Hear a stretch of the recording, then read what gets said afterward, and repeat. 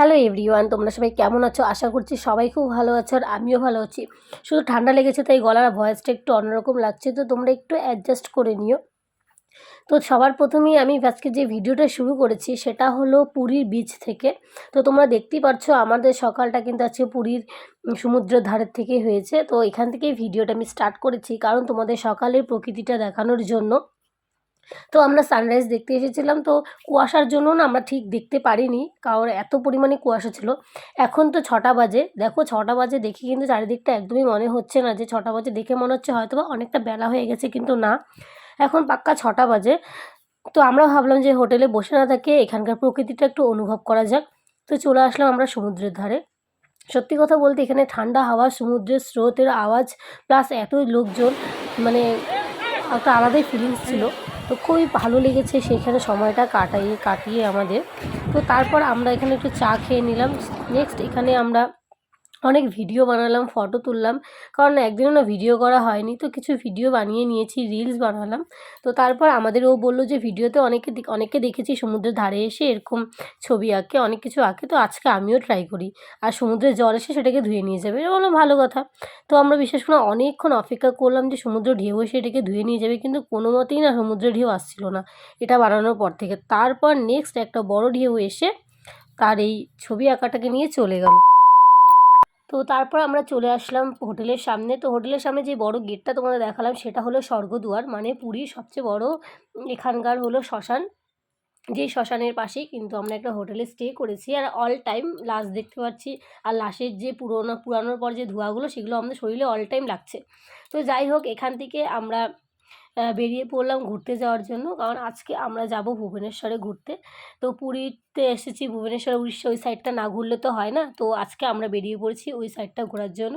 তো সকাল সকাল স্নান টান করে খাওয়া দাওয়া করে রেডি হয়ে চলে এসেছি বাস স্ট্যান্ডে, কারণ আমাদের আগে থেকে ট্রাভেল এজেন্সির সাথে যোগাযোগ করে সিট মানে বুক করা হয়ে গিয়েছিল। তো আমরা আসার কথা ছিল 8জন, তো সেখানে আমরা চলে এসেছি 6জন, কারণ আমার দিদি আর জামাইবাবু আসেনি, কারণ তাদের ছেলের না শরীরটা একটু অসুস্থ ছিল। তো যাই হোক, আমরা মানে আসার পর দেখি যে এখনও বাস এখানে ফুল হয়নি। আমাদের তোমার এখানে আসতে বলেছিল 7টার মধ্যে, তো আমরা 7:30টার মধ্যে চলে এসেছি, কিন্তু আমাদের বাস না অনেকটা লেট ছিল। তো কী বলবো, আর তারপরে এখানে একটা নদী দেখা যাচ্ছে, এটা কিন্তু কোনো সমুদ্র নয়, এটা নদী। যাই হোক, এটার নাম আমি ভুলে গেছি।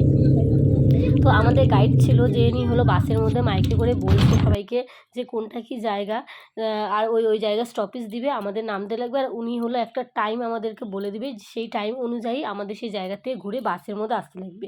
কারণ যদি সেই টাইম আমরা মেনটেন না করি সেক্ষেত্রে কিন্তু আমরা বাকি জায়গাগুলো দেখতে পারবো না।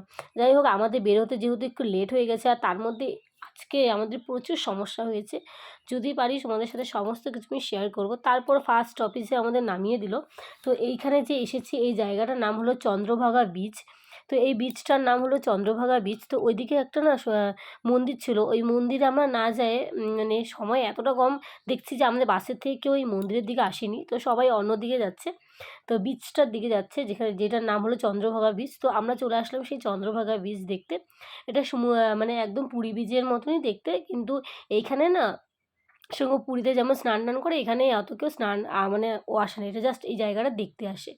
যাই হোক, এই জায়গাটাও খুব সুন্দর, আমাদের ভালোই লাগলো। এখানে অনেকক্ষণ ফটো তুললাম। এই গাড়িগুলোতে চড়ার কথা ছিল কিন্তু চড়িনি ভয়ের চোটে। তো যাই হোক, আর সময়ও কম ছিল আমাদের, এখানে মোটে 15 থেকে 20 মিনিট সময় দিয়েছে বাসের থেকে নেমে এসে এই জায়গাটাকে ঘুরে আমাদের বাসে চলে যেতে হবে। আর হ্যাঁ, এই ট্রাভেল এজেন্সির যে বাসগুলো আছে সেগুলো যদি এসি গাড়িতে তোমরা যেতে চাও সেক্ষেত্রে তোমাদের 350 থেকে 400 টাকা টিকিট পড়বে, আর নন এসিতে যদি যাও সেক্ষেত্রে তোমাদের কিন্তু 250 থেকে 200 টাকা টিকিট পড়বে। যাই হোক, আমরা এসি বাসে গিয়েছি, সেক্ষেত্রে আমাদের 350 টাকা করে টিকিটের দাম পড়েছে। নেক্সট আমরা চলে এসেছি সূর্য মন্দির বা কর্নাট মন্দির। তো এখানে সূর্য মন্দিরে যাওয়ার আগে আমাদের অনেকটা আগে কিন্তু বাস নামিয়ে দিয়েছে, যেখান থেকে আমাদের হাঁটা পায়ে বাজারের মাঝখান দিয়ে যেতে হবে। দুই পাশ দিয়ে দোকান দেখতেই পাচ্ছ, আর মাঝখান দিয়ে রাস্তা দিয়ে সোজা অনেকটা হাঁটতে লেগেছে, প্রায় 15 মিনিটের মতো আমরা হেঁটেছি সেই মন্দিরে যাওয়ার জন্য। আর তার মধ্যে এই দোকানগুলোর মধ্যে না অনেক সুন্দর সুন্দর জিনিস ছিল, হাতের কাছের যে জিনিসগুলো, ব্যাগ, তোমার ঘর সাজানোর জিনিস, প্লাস সানগ্লাসের দোকান, মানে অনেক কিছু ছিল যেগুলো মানে আর দামও অনেকটা কম ছিল। তো কী বললাম, আমাদের হাতে সময় কম ছিল। তারপর চলে এসেছি এখানে যেই আমাদের বাসে যে নিয়ে যাচ্ছে, সে গাইড করে করেই আমাদের নিয়ে যাচ্ছে। তো এখানে উনি আমাদের বলে দিল যে এতটুকু সময় এতটুকুর মধ্যেই ঘুরে আসতে লাগবে। তো ওখানে আরেকটা গাইড থাকবে যে নিয়ে আমাদের নিয়ে যায়, সমস্ত কিছু ডিটেলস বলবে। কারণ একটা মন্দির মধ্যে ঐতিহাসিক অনেক কিছু আছে যেগুলো আমাদের জানা নেই। তো এখানে কিছু কিছু জিনিস জানতে পেরেছি, কারণ জানতে জানতেই আমাদের সময় অনেকটা চলে যায়। যাই হোক, তারপরে আমরা আবার শুরু করে দিই এখান থেকে হাঁটা। আমাদের গাইড আমাদের ছেড়ে দিয়েছে যে এখন যাওয়ার জন্য। তো এখানে টিকিট কাটা আমাদের হয়ে গেছে আগেই।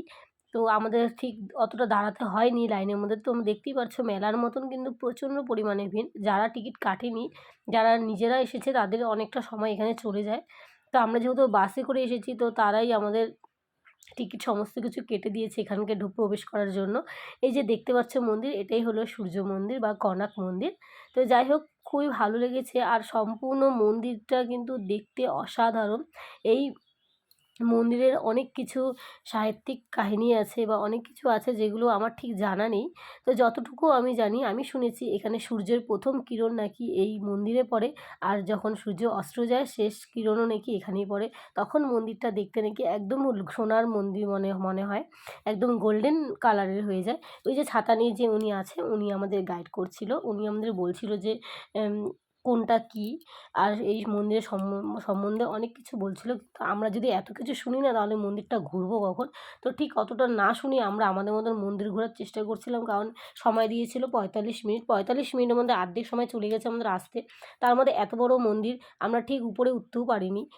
শুধু নিচে নিচে ঘুরে চারিদিকটা দেখেই আমরা এখান থেকে রওনা দিয়ে দিই। আর এই মন্দিরে যে কিন্তু কোনো দরজা নেই, কারণ সব কিছু সিল করে দেওয়া হয়েছে। এটার মধ্যে অনেক রকম কাহিনী আছে, তো আমার ঠিক অতটা জানা নেই। তো যতটুকু জানি তোমাদের বলছি। আর এই চাকাগুলো যে দেখছো গোল গোল, এগুলোর মধ্যে ২৪ ঘন্টা, সারাদিনের যে ২৪ ঘন্টা হয় প্রত্যেকটা ঘন্টা এখানে নির্ধারিত করা যায়। তো এটার মধ্যে নাকি কিসে করে বের করা যায় অত কিছু তো আমি জানি না। যাই যতটুকু উনি গাইড করে শুনিয়েছেন ততটুকুই তোমাদের সাথে শেয়ার করলাম।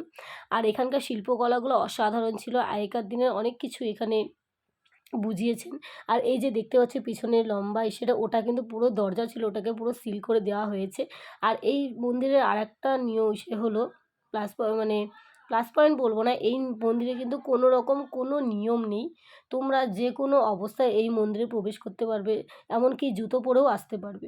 তো নেক্সট আমরা চলে এসেছি লিঙ্গেশ লিঙ্গেশরাজ টেম্পলে। তো এটাও হলো ভুবনেশ্বরেই একটা খুব সুন্দর একটা টেম্পল, এটা মহাদেবের স্থান। তো এখানে যেহেতু মোবাইল নিয়ে যাওয়া প্রবেশ নিষেধ ছিল, তো ওখানে আমি মোবাইল ছাড়াই গিয়েছি। আর এই পুকুরটার নাম আমার ঠিক মনে নেই। যাই হোক, এই পুকুরটার ধার দিয়ে অনেক মন্দির মানে ছোটো ছোটো মূর্তি আছে। তো এটা হলো মহাদেবের মন্দির। আমরা ভিতরটা দেখেছি, ভীষণ সুন্দর ছিল। তো সময় কমের জন্য আমরা ঠিক এটা ঘুরতে পারিনি। তো নেক্সট তারপরে চলে এসেছি আমরা উদয়গিরি আর খণ্ডগিরি। তো আমরা খণ্ডগিরির দিকে যাইনি, খণ্ডগিরিটা শুধু দেখেছি আর উদয়গিরিটা দেখেছি। তো এখান থেকে মানে খুবই সুন্দর দেখা যাচ্ছিলো পুরো ভুবনেশ্বরটা, মনে হচ্ছে গোটা শহরটা বোধহয় আমার পায়ের নিচে। তো তোমাদের আমি ভিডিওতে যতটা পারবো দেখানোর চেষ্টা করবো। তার মাঝে এখানে দেখো বসে আছে হনুমান, এগুলো কিন্তু বাদর নয়, হনুমান। তো এদেরকে দেখে সবথেকে বেশি ভয় লাগছিল যদি ফোন হাতের থেকে কেড়ে নেয়। তো সেরকমভাবে না এখানে ভিডিও করতে পারিনি, কারণ চারিদিকে অনেক মানে হনুমান ছিল, সেগুলো যে ভয়ও লাগছিল। আমরা অনেক জায়গায় উঠতে পারিনি, যে সিঁড়িতে উঠবো সিঁড়ির মধ্যে ওরা বসে বসে আছে, কী করে উঠবো বলো? আর এখানে অনেক ভিড় ছিল, অনেক ভিড়। তার মধ্যে রাস্তাটা একদম খাড়া ছিল। আর হলো আমি যেই জুতো পরে গেছি সেই জুতো পরে না উঠা একদমই পসিবল হচ্ছিল না।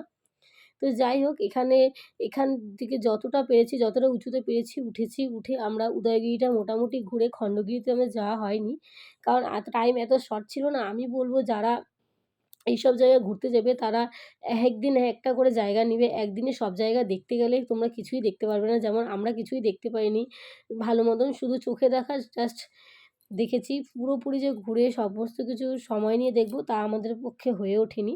তো যাই হোক, তারপরে উদয়গিরি থেকে আমরা চলে আসলাম। আর তার উপর থেকে আমরা পুরো শহরটা দেখলাম, খুবই সুন্দর লাগছিল। তারপরে এখান থেকে আমরা রওনা দিলাম। আর খণ্ডগিরিতে আমাদের যাওয়া হয়নি, কারণ বাস আমাদের দাঁড়িয়ে আছে। তো এবার আমরা এখান থেকে বেরিয়ে চলে যাব কানন পার্কে, যেখানে কিন্তু সব জীবজন্তুদের রাখা হয়, মানে জীবজন্তুরা আছে।